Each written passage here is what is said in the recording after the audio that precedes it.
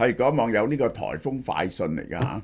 琴日台北都落雨，但梗係冇香港咁犀利啦。呢個咁樣，香港咁多年來唯一一次，一年來第二次嘅10號風球。而且今次個風球改咗喎，有個9號風球喎。咁同埋就係呢個竟然估唔到咧，呢個超級颱風同時掃到台灣同香港喎。香港天文台9月24號凌晨2點40分發出10號颱風信號，係1964年以來，哇！1964年喎，60年前第一次一年2次10號風球，從64年到而家未試過。呢個大部分人都未出世啦，呢個係咪？天文台下晝1點20分就改掛8號東南烈風或暴風信號啦，依然有強風影響。其實咧就已經吹過咗啦，去咗呢一個海南島嗰邊。估計8號會維持到今晚8點。一年內2次呢個10號風球喺香港非常罕見。自從1917年以來，第一次有數字熱帶氣旋警告信號制度以來呢，發生過3次啫，從來就1923年一次，1964年一次，2025年一次，100幾年來3次。醫院管理局話，截到上晝11點56個市民受傷，喺公立醫院接受診治。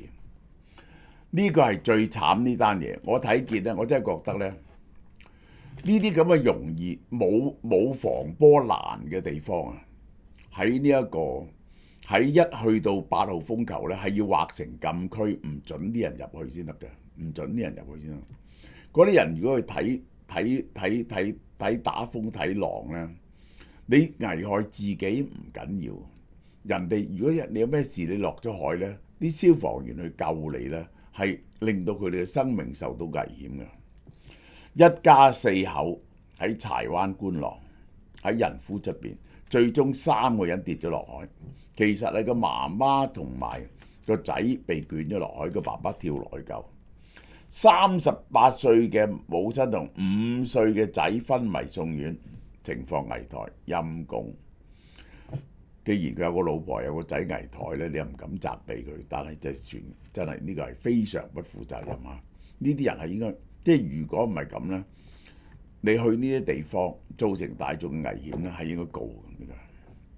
好啦，另外位喺香港仔海邊嘅香港富麗敦海洋酒店、海洋公園酒店啊，酒店已經加固玻璃門，但係阻止唔到海水湧入酒店範圍。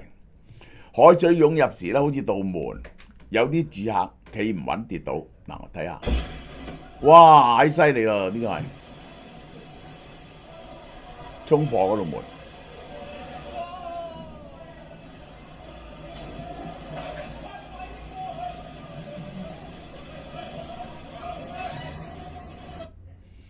紅磡海逸豪苑對面有躉船撞岸，導致附近嘅天秤跌咗落嚟。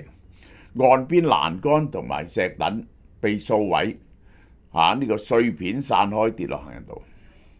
嗱，呢個風咧係咁樣行嚟，所以咧佢掃到花蓮喎，掃到花蓮，然後咧先至嚟香港。而家去咗呢邊，去咗海南島呢邊，其實個風犀利啦，大到係咁大嘅風。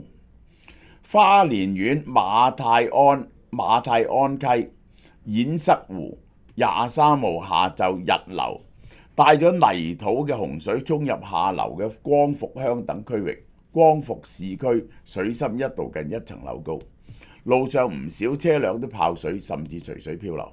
呢個花蓮好嚴重。